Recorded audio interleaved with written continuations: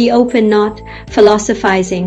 If you observe, you will have a very definite mental setup towards the people you live with every day. You will practically know all the dialogues that might happen between you and them. You will know exactly that if you start the conversation in a particular way, in just what way the other person will respond. If you start the dialogue in another way, you will know exactly how the other person's response will change. You have a virtual script of all the possible everyday dialogues in your head. Only if someone comes up with a new dialogue or behavior are you a little shaken or disturbed, and you don't know how to answer or react. Those are the only few minutes you start wondering about how to respond. Otherwise, you know the dialogue for the whole day. You know how it should start, when it will take a turn, and how it will end. It is a dead dialogue.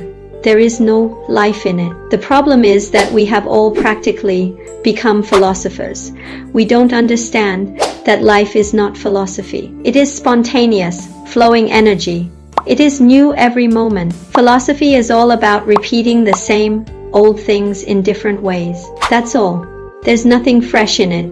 Life is fresh every moment. Philosophy robs life of the freshness. A small story. 10 philosophers were imprisoned in a country.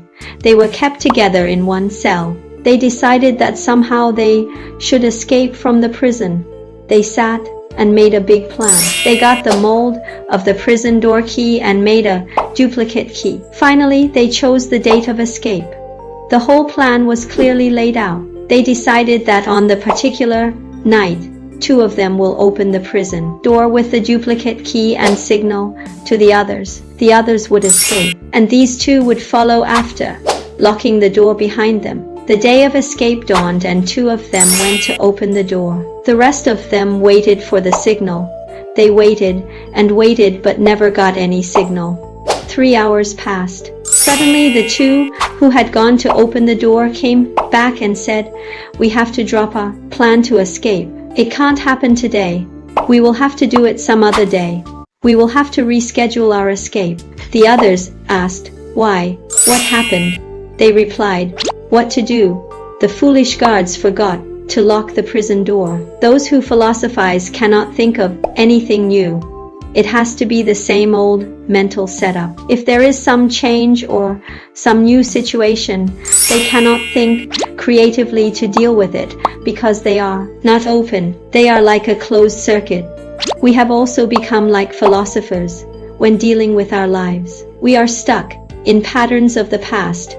We are never in the moment. If anything new happens, we are at a loss. The person who experiences the ever-living present experiences life in its freshness. He is also the one who is open and available. He constantly experiences the oneness with everything around him.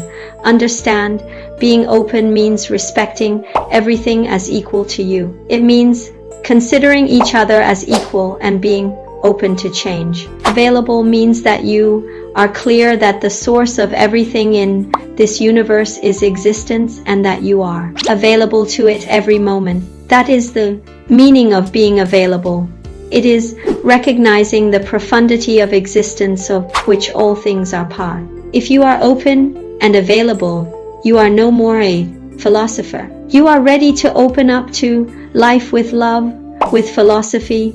You have fixed ideas, and you become very assertive. When you are too assertive, you can't love. Assertion is an aggressiveness that does not allow love to come in. When you are too sure and filled with preconceived ideas, then where is the space for love to enter? Love needs beautiful space in order to blossom. With philosophy, there is no room for love to settle in its existential state. If you really want to experience the taste of nectar, can you experience it through just a set of ideas about it? No, you need to taste the nectar yourself. Give it some space. Allow it to fill you and settle in its existential state. Only then you will know its taste. In the same way, to experience love, just a few ideas alone will not help. You need to allow it to grow in its existential state in your inner space. Then you will know it. Allow it to happen in your heart. not in the head. Decide to be with the heart. Then it will grow and happen. What was once a failure within the head can become a success within the heart. Love is really a success of the heart that every individual should experience. It is easy to stay in the head. It is, after all, a mundane and familiar intellect. It requires courage to come down to the heart, because with the heart nothing is familiar, everything is fresh. At the head level you have a solid identity and familiar patterns. At the heart level there is no identity, no pattern. It is an open space. To enter into it, you need tremendous courage. That is why love is fearsome for many people. It is an unfamiliar zone. With the head, there is comfortable familiarity. Living Enlightenment, Bhagavan Nityananda Paramashiva.